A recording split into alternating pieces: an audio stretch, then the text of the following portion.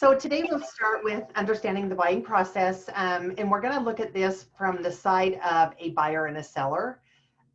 So this is going to be explained hopefully to you, and when we talk about this, it will sound as though we're talking with the buyer and seller so that they can understand it better. If you have any questions, please ask me. You can unmute yourself. If you're chatting, then I will try to keep track of that as well. Screen's kind of all over the place sometimes. So anyway, thank you guys for being here, and I appreciate it. And if you missed the other classes, just know they are in the library now, the iPro library, and they're also on my YouTube channel, which is Cindy-Smiley Peterson. And you're welcome to go on there anytime and watch them or rewatch them if you'd like to. They're not completely professional, but at least, you know, it gets the job done. So anyway. So let's go ahead and get started then. So agency relationship, this is something that is, it seems like is becoming more of an issue all the time. I don't know if it's because the market has changed a lot and there's a lot of different agency going on. We got a lot of buyers, a lot of sellers. It seems like we got multiple offers going on all the time. And it seems as though now what I'm seeing coming in and what I'm hearing from complaints from either other agents or buyers or sellers is that they are not supposedly understanding agency relationship. And so they're signing documents and they're saying that they didn't realize what they were signing. It was never explained to them. Or sometimes they say that as soon as they found a home that they want to write an offer on, agents are sending over the documentation to them to sign through Dotloop, DocuSign, whatever it happens to be that you're using, DigiSign. And what's happening is they're sending over so much information that the buyers and sellers are just not even reading the information. They're just signing where they're told to sign. So what I would really strongly suggest is if you are not educating your buyers and your sellers and sitting them down and really explaining to them their agency relationship prior to when you even start to work with them, that you start to make that a priority, because we have had a couple of deals come through where we've got agents that are going before the ethics committee, grievance committees, all kinds of things, just mostly because other agents are either saying that they didn't represent correctly or the client is saying that they didn't get represented correctly. So not to scare anyone, but you know, when you get busy, it seems like the busier you get, the more likely you are to have that liability fall back onto you. So the more that you can document, the more that you can show that you actually have done exactly what you were supposed to. You can have them initial each page. You can have them initial each paragraph as you go through, whatever it takes to make sure that they understand what it is that they're signing, the better. So when you enter into a discussion, so again, this is coming from if you are going to be talking to your buyer or seller, this is where it's going to come from. So when you enter into a discussion with a real estate agent regarding a potential real estate transaction, you should from the onset understand who the real estate agent is representing in that transaction. What follows is a brief but very important explanation regarding agency relationships and the real estate agents involved in the transaction. This is a great way to start out if you wanted to do a buyer or seller presentation and you wanted to put something together. This is a good cheat sheet for you, but it's also a way to start out with them so that they understand what's important, and even highlighting the certain areas, just like I've done here on the printout. It just reminds you to go over that in more detail, and it makes them focus more on what it is that you're highlighting, because then they understand how important it is. So when you're explaining this, of course, you want to explain, so if you're the seller's agent, you want to let your seller know that a real estate agent who lists the seller's property for sale is called the seller's agent. A lot of people get that confused and think that the seller's agent sells the home, which would be the buyer's agent. And so these two words kind of get mixed up a little bit, but so the seller's agent acts as an agent for the seller only and has the fiduciary duty of loyalty, full disclosure, confidentiality, reasonable care to that seller. In practical terms, the seller hires a seller's agent to locate a buyer and negotiate a transaction with terms favorable to the seller. Although the seller's agent has these fiduciary duties to the seller's agent is by law responsible to all prospective buyers to treat them with honesty, fair dealing, and with good faith. So with that being said, of course, it's the same when you're talking about a buyer's agent. So when you're talking about a buyer's agent, you're kind of explaining the exact same thing. But then at the bottom, you're also talking, they're talking about, you're talking about that everybody has to be treated fairly.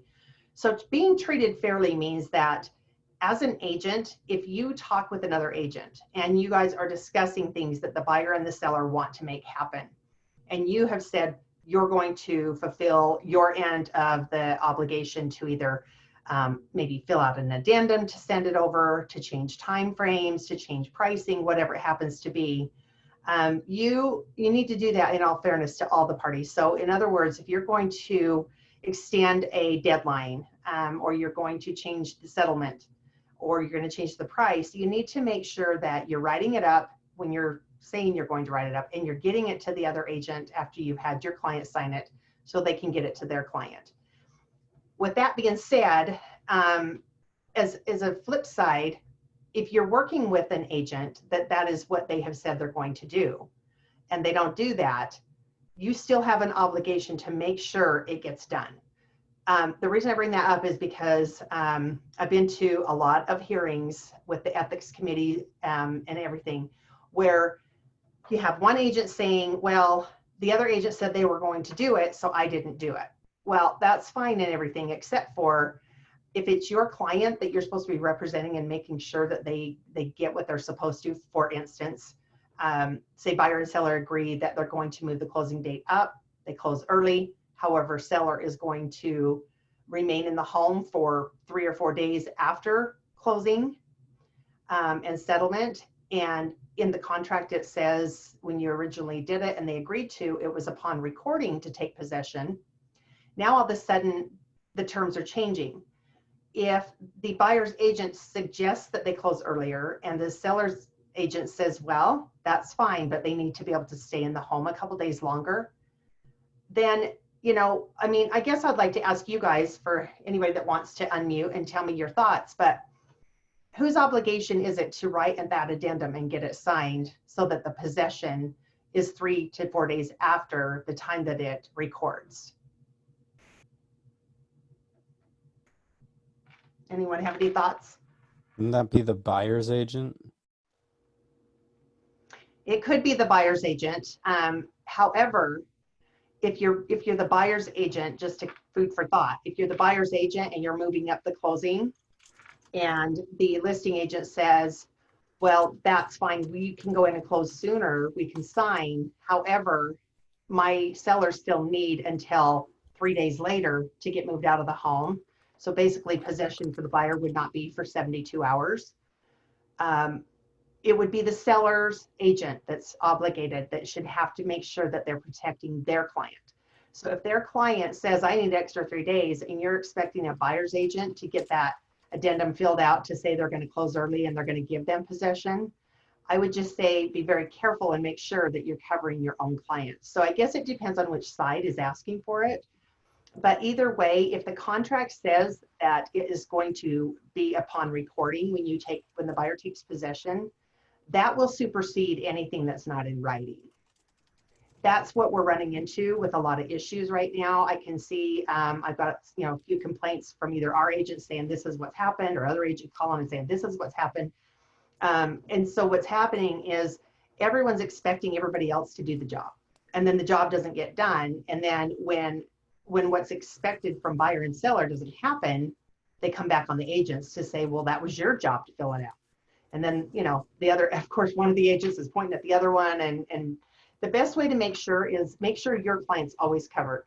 So they always have to do everybody else's jobs sometimes because it's frustrating. However, if they don't do it and it doesn't get done, make sure that you are initiating, even if it's just the possession that you need to do an addendum on prior to everybody signing. Make sure you're getting it done prior to that, because once it's recorded, it's too late to make those changes and adjustments.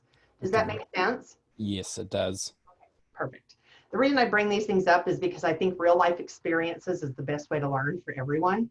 And so when we're involved in something like that, or I have somebody involved in that in my office, I can use that as a way to do a good training so that hopefully it never happens to anybody else again. So You know, no one in our office did anything wrong. It was the other side that had done something wrong, of course, but in this situation, it can go both ways.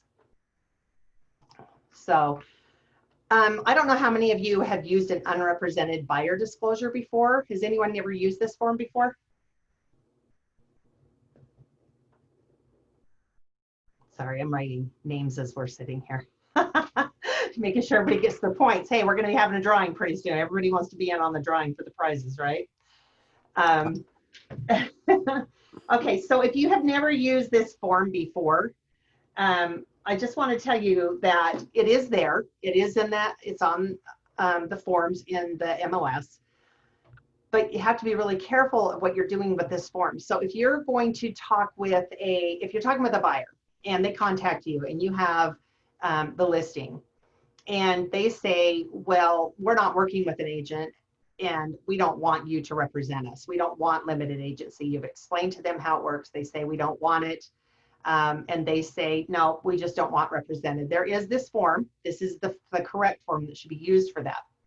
So make sure that you understand that this disclosure form is not a contract, and they need to understand that. It doesn't create any kind of relationship between you and the real estate agent, you know, the buyer and the agent that sign it. What it is it's just saying, okay, you've said you don't want represented, so I'm letting you know that I'm representing the seller only, and I'm not representing you. If your buyers want that, that's fine, they can do that, but make sure you're getting this unrepresented buyer disclosure. Now, so sometimes they will say, well, the thing is, you know, we're not being represented, and so we want you to take off what a buyer's agent would have made off this commission. That's not something that's negotiable at that point, just because it's on the listing agreement that your seller pays you the percentage, and then if there's a buyer's agent involved, you pay them a certain percentage that you've agreed to. So just so you know, you don't necessarily have to do that. Sometimes I've had agents say, well, yeah, but they don't have somebody representing them. That's not how the contract works when we sign a listing agreement. So that's your choice to sit down and decide how you want to work with that. But most of the time you're going to end up doing a lot of work to try to get the deal to go through smoothly without trying to give any representation to the buyer. And it's really difficult. But if it comes down to that, I just want you to be aware that this form is in there to make sure you use that. Any questions on that?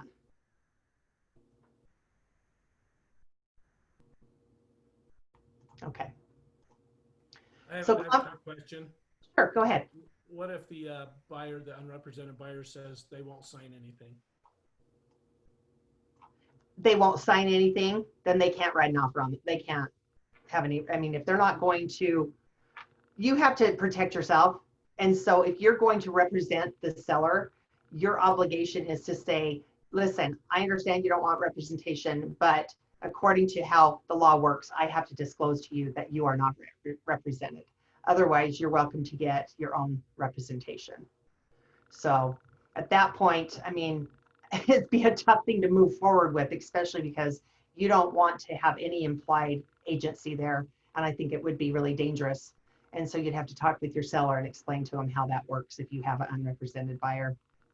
And then of course, talk to your broker to see how they want to handle it. But in my case, most of the time, I would just recommend that the agent just basically said, then you need to get your own representation. But until we can sign this, and we can't move on. Cindy, will you go back to that last form just really fast for 1 second? Mm-hmm. Okay. Okay, I got it.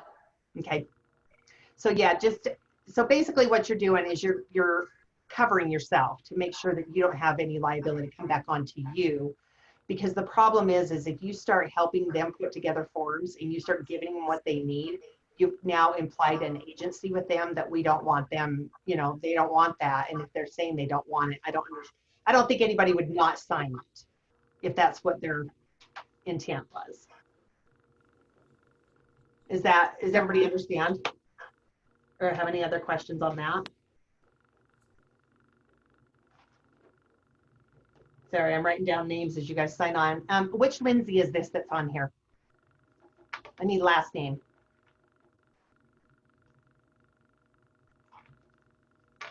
Fallness.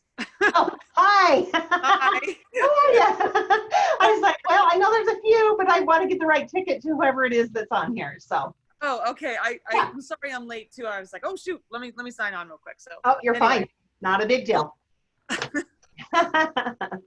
Okay, so when we're talking about that agency again, we're going to talk about with our client, we're talking about the unrepresented buyer. Okay, so this is the confirmation. This is part of that same sheet, and I had to put on separate ones because this is more. It's not just that they have to sign that first page I just showed you. It's just I wanted to blow it up big enough for you to see it.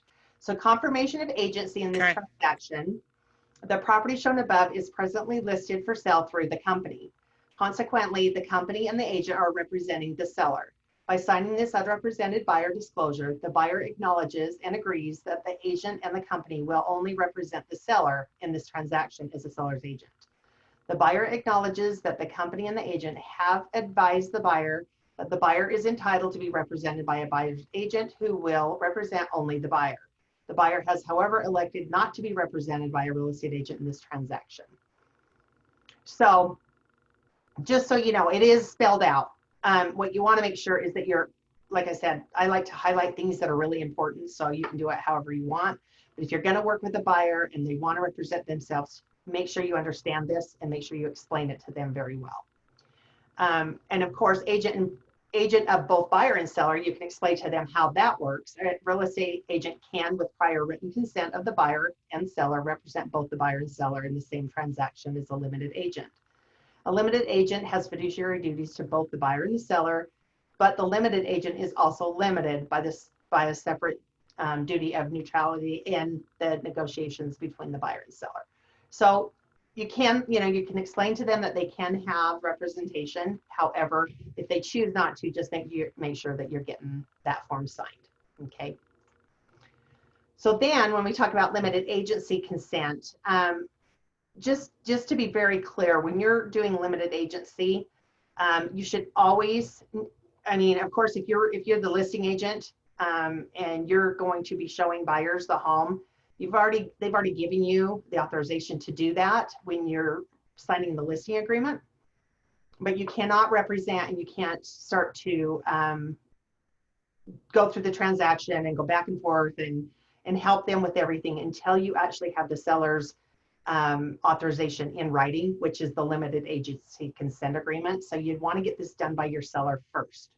Once you've got it done by the seller and you've talked to the buyer and explained to them how it works, if they decide that that's what they want to do, then you can actually represent both. If the same agent, a different agent's going to represent in an office, say for instance, we have the Clearfield office and we've got one agent there representing buyer and we've got another agent representing the seller at one of our other offices, that would be two different agents representing buyer and seller. However, the broker, the principal broker and branch broker would be a limited agent on it because we're within the same company. So even if you're representing a buyer and somebody from one of our offices is representing a seller, just remember you still have to have a limited agency consent agreement and it has to be signed by both parties. So does anyone have questions on how that works? Or is there any confusion there on that? So just in case you're not aware, I mean, some people have used it, some haven't. Some people absolutely will not be a limited agent, and that's okay. I'm not going to say good or bad. I'm going to just tell you that you have to be very careful. I've done my share of limited agency in the past. It was years ago that I did that. I've done it once or twice since then, but I don't do it like I used to, just because everything's gotten so. The liability is just so strong that I don't even want to take that on. So I would rather refer somebody out than to be put in that situation where I can't represent both parties the way that I need to. So, but that's up to you. So principal or branch broker, of course, every real estate agent must affiliate with the branch or real estate broker. We all know that. And so the broker is responsible for operations of the brokerage and the professional conduct of all the agents. So the right of the agents to represent seller and or buyer, of course, a seller who wants to sell a property or a buyer who wants to buy on occasion, like I just said, an agent will represent both the seller and the buyer in the same transaction. And so again, limited agency, we're just explaining to them how that works. We talk about what a seller's agent does. And number three, we assist them in, the seller in locating a buyer, negotiating the transaction, full disclosure, all of those kind of things. Buyer, we do the same exact thing. So the difference is that when you're limited agent, we do all the same type of things. However, if you look down here, I don't know if you guys, I guess I could move my little thing over to the other side. Over here, when it talks about the agent must, however, disclose to both parties material information known to the limited agent regarding a defect in the property and or the ability of each party to fulfill agreed obligations.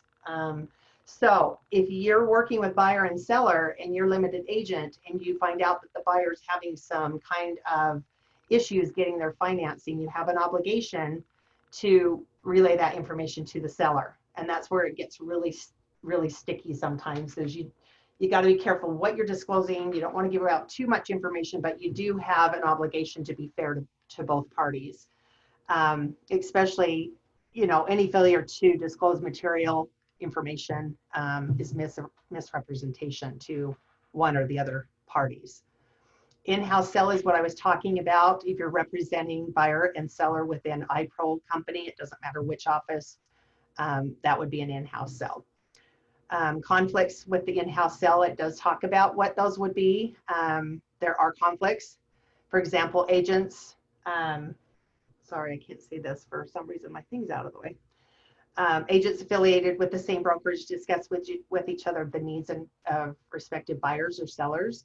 So what I'll tell you is that if you're in an office and you guys are discussing information and you have a listing, so for instance, Joe has a listing and Mary comes along and she's talking about a buyer that she has that's looking for a certain kind of property.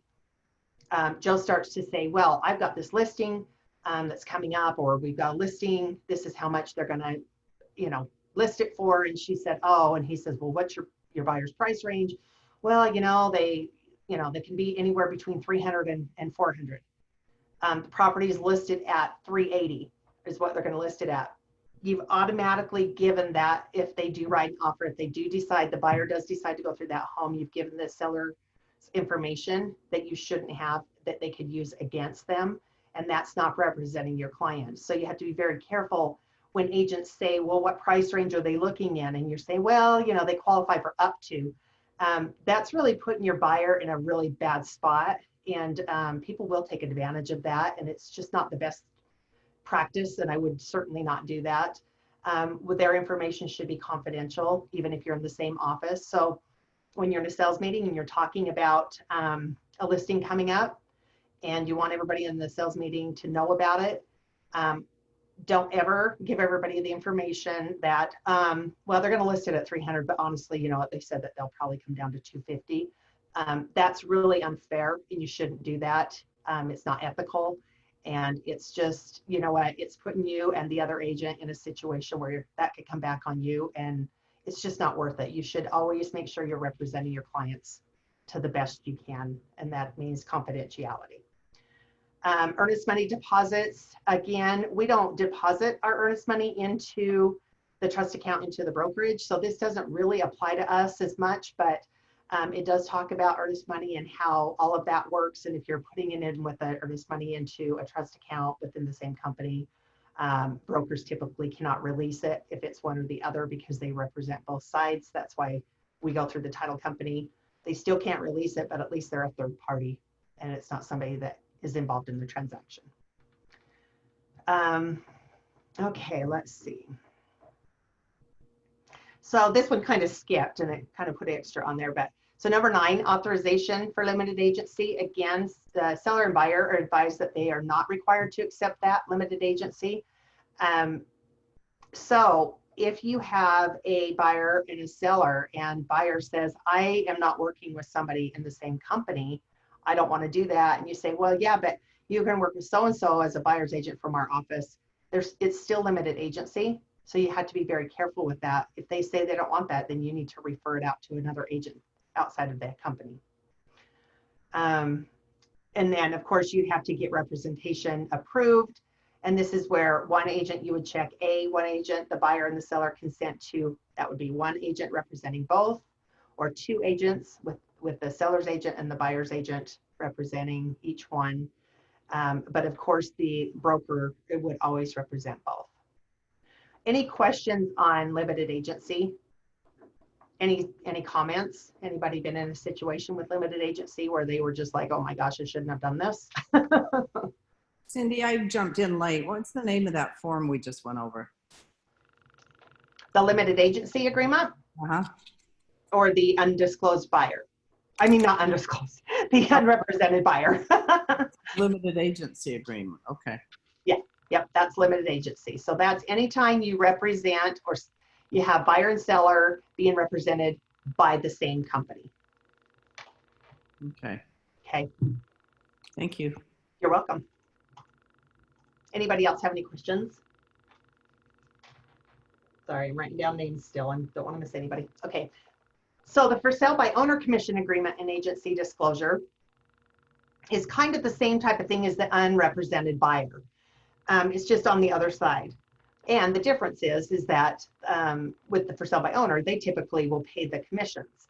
And so for the for sale by owner commission agreement, what I would recommend is that if you're going to be showing for sale by owner, sorry, I'm going to mute you guys. I'm not sure. It's very blurry. For sale by what you have up there right now. Is it blurry? I can Yes. see it. I can see it well. It might depend on your screen though. Yeah, you know what? It really depends on your, That's better. There, I that's can good. see fine. Okay. okay. Okay, so for sale by owner, what I would recommend is that if you're going to be working with for sale by owners quite a bit, especially if you're going to go out and that's something that you're going to work as your kind of your marketing area, your farm marketing. What I would suggest is have these for sale by owner commission agreements, have extra ones with you. And if you're walking around and you're talking to people and they're saying, hey, you know, yeah, if you have a buyer, bring them or whatever, and you actually have a buyer that you know you're going to be bringing through the home, that is a great time to talk to them and say, listen, before I even bring the buyer, I want to make sure that you understand that this commission agreement that we're talking about basically says you represent yourself as the for sale by owner. I represent the buyer. However, the brokerage fee will be asked to be paid for by you. And then that's a good time to, you know, say to them, you know, our fee is 3%, 2%, whatever it is that you guys want to give them. I'm not going to put percentages because we're not supposed to do that. But if it's an amount or it's going to be a compliance fee plus that, then make sure you take out or add an addendum or whatever you have to do. But on here, basically what I would recommend is that if you're talking with somebody and they're really having a hang up about, well, I'm not going to sign anything, you know, you can tell them, listen, I already have the buyer's name. I'm working with the buyer. This is who they are. I will put down their name and it's only for that buyer. It's not for any other buyer. That will right there up front, get that out of the way. And then you can also let them know that this is only going to be paid if they come to an agreement on a purchase price. So I know a lot of times when I've talked with for sale by owners, they'll say, well, you know, we're not working with agents. We don't want anybody to work with us. If you bring a buyer, then, you know, the buyer can pay their own commission or, you know, whatever, or we're going to raise the price to X amount. What I typically do is say, listen, before we even talk about a sales price, because I don't have my buyer here, I want to know if you're willing to work with me. Number one, if I bring the buyer, are you willing to pay my brokerage fee? And if they say, well, it just depends on what we get, again, you would say to them, you know, we can come up with pricing as we go, and we can come up with pricing as I talk to the buyer, and you can tell me what it is you're wanting. But as far as brokerage fee, it will be the same percentage based off of what the purchase price is and what we come to an agreement on. So which tells them that if you're explaining it well enough, they'll know they don't have to pay anything if they don't accept an offer that's acceptable to them. So I also give a lot of for sale by owners kind of a little bit of advice when I'm walking around just talking to them, even if, you know, since I don't have a buyer or something and I'm just trying to maybe try to get a listing. I will tell them that it's best for them to come up with a purchase price that they would ask the same as what it would be if it was listed, because if they mark it down and then come back up, people will see on KSL or whatever they happen to be looking at on that they've already accepted they've already had it at a lower price. So they're going to automatically bring them down. And a lot of sellers will say, yeah, but that's because I took out the commission. I took out, I'm not having to pay, commissions, which honestly is kind of ridiculous. If they're going to take less amount to not pay a commission, why don't they pay a commission and get a higher amount out of it or whatever? But you can explain that however you want to. That's just a whole different conversation. But a lot of times what I'll do is I'll take these for sale by owner commission agreements and I'll walk around with them, and I'll across the front of it, I put draft or example right across the top, so they can't use it, but they can see it and they can read through it so that they're more prepared if they do get somebody that brings them an offer. The more information you can give to them, and more advice that you can help them with as far as being safe and things like that when they're showing their properties, you can build that rapport, and you're giving them something of value that I don't believe most agents walk around and give to them. So just make sure that you understand what the for sale by owner commission agreement, what is included and what it says in there. And again, if you need to highlight anything that you want to stand out for the seller, make sure that you do that. Otherwise, know what's on here, talk to them about it, and let them know that the seller agrees to pay the company an agency relationship as compensation for services, a brokerage fee in the amount of, and a dollar amount or percentage of the acquisition price of the property if the seller accepts an offer from blank, which is your buyer, or anyone acting on the buyer's behalf to purchase or exchange the property. The seller agrees that the brokerage fee shall be due and payable from the proceeds of the seller on the date of recording of the closing documents for the purchase or exchange of the property for the buyer or by the buyer or anyone acting on the buyer's behalf. If the seller exchange is prevented by default of the seller, the brokerage fee shall immediately be due and payable to the company. So you have to make sure you're explaining that. Again, we don't represent the for sale by owner, obviously, but we're having them sign an agreement that is between us and them. And so since that's the case and you're the expert, you need to be the one to explain that to them so that they know exactly what's in here. I'm just seeing so much where people are not getting a fair, I don't know if it's fair. I don't want to say the agents aren't doing their job, because sometimes I think that buyers and sellers just make up things. And I think that sometimes it's just an easy way for them to say, well, I didn't know. Well, if you're reviewing it with them, like I said, and you want to make sure that they're paying attention and that you're covering it like you're supposed to, have them initial each one of these items next to the note 1 and the 2 and the 3 as you go through that. It's just one more little bit of a way to say, listen, we did review this, we did go over this, and highlighting those things again kind of makes that stand out so that they're aware of it. So in this case, if I was to give this to a for sale by owner, I would highlight that if the sale is prevented by the seller, that they would still owe a brokerage fee. So that's something I don't think most agents know is in there. Protection period, if within blank months after the commission agreement is entered into, the property is acquired by the buyer or anyone acting in their behalf, the seller agrees to exempt the buyer upon entering into a valid listing agreement with another brokerage. So I don't know about you guys, but how many of you can say that you knew that line was on there? If they decide to list a property and then they don't, basically you don't follow through with this, or they list the property and then your buyer buys it from the agent that just listed it and they didn't exempt that buyer, and you could prove it, you could go back, I guess, and try to get what you wanted. But I think it's just mostly important that they understand what this is we're just letting them know that, we don't want to mess around. If we're going to bring a buyer, it's going to be fair. They're not going to tell the buyer to come back after you leave, all those kind of things. And that's what this protection period is. Any questions on that section?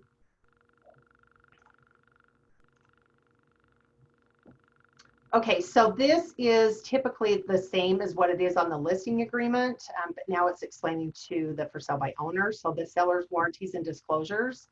The seller warrants that the individuals or entities listed above as the seller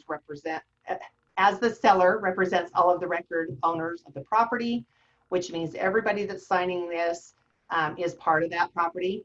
And if you don't know, and you're going to actually go out and work with for sale by owner, and you're going to bring a buyer, I would really highly suggest that you go in and get the tax status so you know who is on record of that home. Because if one person signs that for sale by owner commission agreement and the other one doesn't sign it, then it's not valid. So if you're missing somebody, then you didn't do your homework.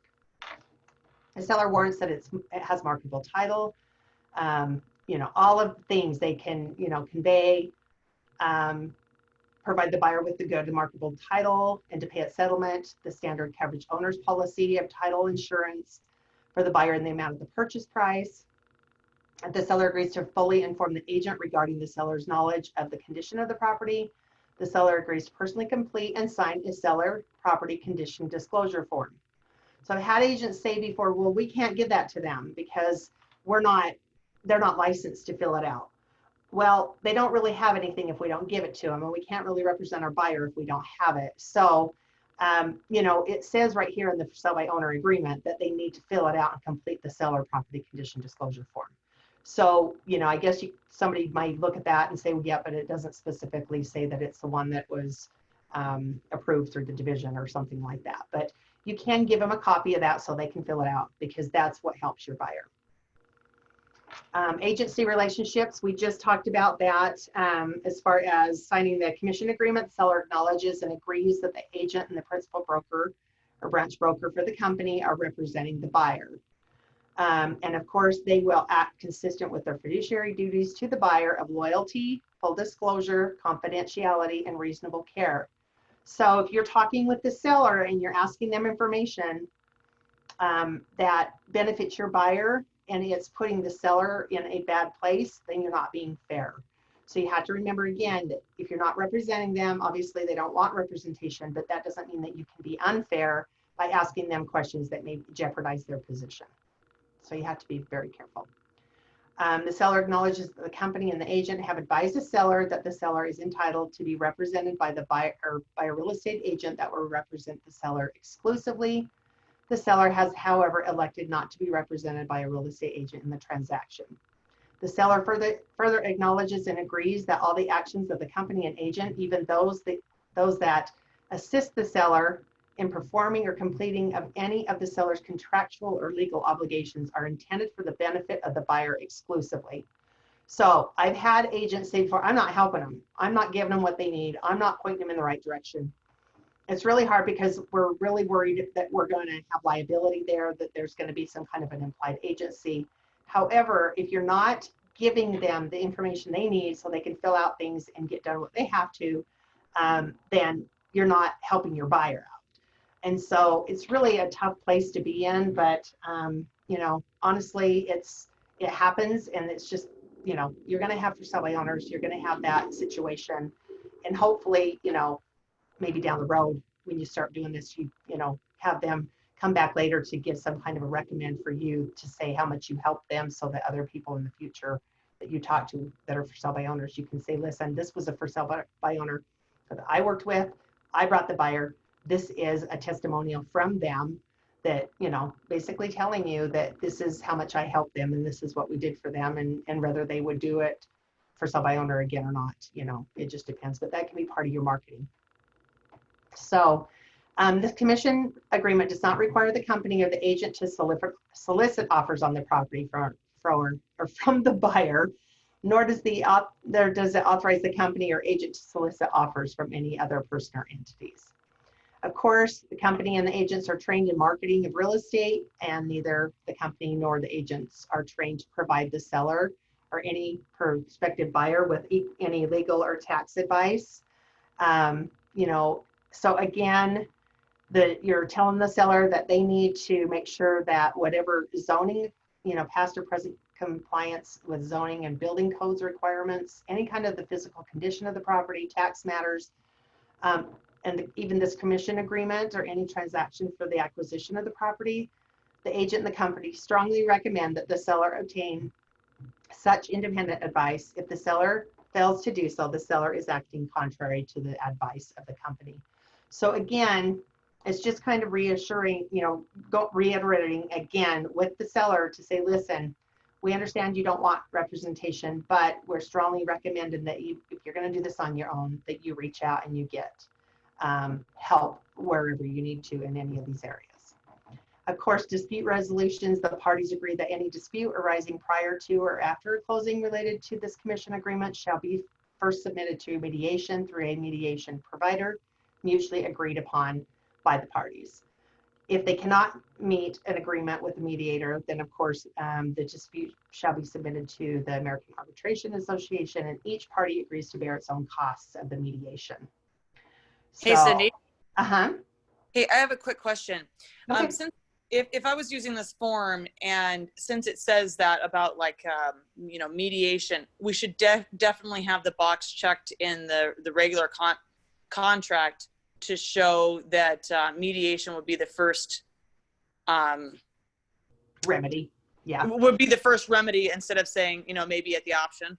Yes. Yes. Okay. Yeah. All right. And that's why, yeah, that's a great question. I'm glad you brought that up, because I know that there's a lot of agents that say, oh, I don't put that. I always put half, that they may, or they, must. And so it's like, well, yeah, but it depends on who you're representing, and it depends on, who's all involved in the process. Because yes, if you have this and you've got a seller that's for sale by owner, and you're saying the dispute has to be, basically you're going to go through mediation first. Right. And you check it different, like you said, on the contract. But you have to remember too that this for sale by owner commission agreement is between the seller and your agency, the agent. Okay. But the one on the contract is between buyer and seller. Oh, okay. But would it? That's what I the reason I asked that though is, should I have that line up so that there's not a misunderstanding later on? Or, I mean, I don't do very many for sale by owners, but I wouldn't want to lead somebody where there was confusion into how they can react after closing. Yeah, and you know what? Every broker's different in how they feel about that box being checked. I've always put on there that they there's may and they shall go to. I don't know why you wouldn't want them to go to mediation first. Right. You know what I mean? Okay. I just think it's in everybody's interest if you go to mediation first. I guess if you had a buyer or a seller that was really getting taken advantage of, and it was a really bad situation where they were like, we don't want to go to mediation because it's became so horrible. The problem is you just don't know. And Sure. honestly, the buyer and seller don't even know what you're marking when you do that. You know what I mean? Right. And so it could change, I guess, depending on the situation. But yeah, it's probably smart to make this line up, in my opinion. Yeah. So that's a great question. Look at you go. You're so smart. You teach me something new every day. Okay. And then of course, if the attorney's fees are involved, of course, it talks about how that all works, and if any action or proceeding arises out of the commission agreement involving the seller and the company, the prevailing party shall be entitled to reasonable attorney's fees and costs. So, basically whoever wins is they're going to come out on top. You just hope it never happens. I mean, that's just this whole side of the deal that we never want to go through. But it's in every contract we have. So we just have to make sure that we understand that that's how this is spelled out. So seller authorizations, because it is for sale by owner, and I don't know how many of you guys know this. And honestly, I don't even know how it works with getting your broker's license and stuff, because it's been way too long since I've done this. But I know that as an agent, if you decide that you want to get your broker's license, then you have to have so many closings, and it has to have so many sides and deals and all those kind of things. And a lot of times they'll make you have to show it, and you pull up what's in the MLS or whatever. They do let you do that. Like if you have a builder that you're working through and it doesn't go on the MLS or whatever, you can actually pull up that information. But it used to be where you had to prove every single detail of every transaction that you've done and get the information off of it, so that you could get even awards back when Sid dates me, because I don't even do this stuff anymore. But if you have a board that gives out awards for production and things like that, they will take it off the MLS to see, where it's at, or you have to provide documentation on closing documents. But you are, and this is what I like the most about this, is that you can actually put a for sale by owner on the MLS. And what I like about it is we can put in there the the sales price, how much sold for, just like we would if it was a listing. So we can use, the appraisers can use it as a comp. And if it's not in there, they won't use it. They don't see it. And so I know that there's a lot of people that don't put in the for sale by owner information. All you have to do is provide the settlement statements to the MLS, and they'll let you upload that in there through your office. So, and it does give you the credit for selling the home. So, you know, if you want to keep track of that kind of stuff, but most of all, I like it because you can actually, they can use that for a comparable. And if you don't, they won't.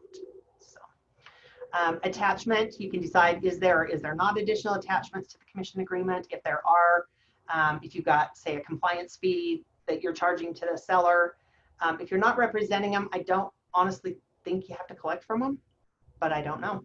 I would have to check that with our office. That's a question I've never asked. I just asked myself. So I wouldn't think you would, because you're not representing that side of the transaction. But if you wanted to collect it to help the brokerage out, to help, you know, the company get a little bit more funds to come in, then you could, I guess you could do the compliance fee addendum, because basically all that is saying that we're going to retain the records. Any other attachments that you might have could be certain things about the contract that you might, I don't know, decide and agree to that, yeah, we'll do this, but instead of 3%, we'll do this if they come and it's within this certain amount of time, or, you know, something. Whatever you've agreed on just needs to be on the attachments. And of course, we all know equal housing, but we have to explain that to the seller as well, that they cannot tell us who we can and can't bring through the home. We still have to show the home to everybody, because we fall under the compliance with federal and state and local fair housing laws. Hardly anybody faxes anymore, but a fax is as good as an original, as well as DocuSign and .loop, any kind of DigiSign. And then, of course, the entire agreement is the commission agreement, including the seller's property condition disclosure form. So again, that is part of this again. The one thing I don't see on here is I don't see the wire fraud alert. And I think that that would be really important, that if you're going to give the seller information and try to help them get through the sale so you can help your buyer, I would include that along with that. And that is an addendum that you could have as an attachment if you wanted to have that on here too, because they need to know as well, not to just be sending money just to anybody. And where they're for sale by owner, they probably get contacted by a lot of people, and they wouldn't have any clue about that as well. So any questions on that portion? You guys are awfully quiet. It was a great image. That's all I'll say. That's me. That's how I feel sometimes. You don't look it. Mask. Anyway, so you guys that on my classes, you know, if you've been on them before, I try to keep them under an hour, because I just think that more than an hour is just too much information and it's just too boring. So that's the end of day 3. And then day 4, of course, will be next Tuesday. But do you guys have any questions or comments, or is there anything I didn't cover you want me to cover again? I think I'm good. So Jonathan's good. Anybody else? Thank you, Cindy. Thank you so much. Appreciate Hey, it. Cindy, Thank you, Cindy. what's next week's topic? I'm sure it's on a like little chart, but what's next week? You know what? I haven't got it put on there yet. Oh, okay. Way to go. Point that out. I'm sorry. I didn't mean to stump you. I have day 4 on there though. Did you see that?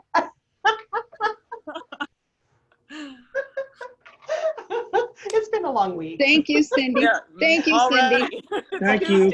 thank you. You're Thanks so welcome. much. Guys, have a really good Appreciate day. Have a good Appreciate you. day. Thank you so much. Bye, Cindy. Bye-bye.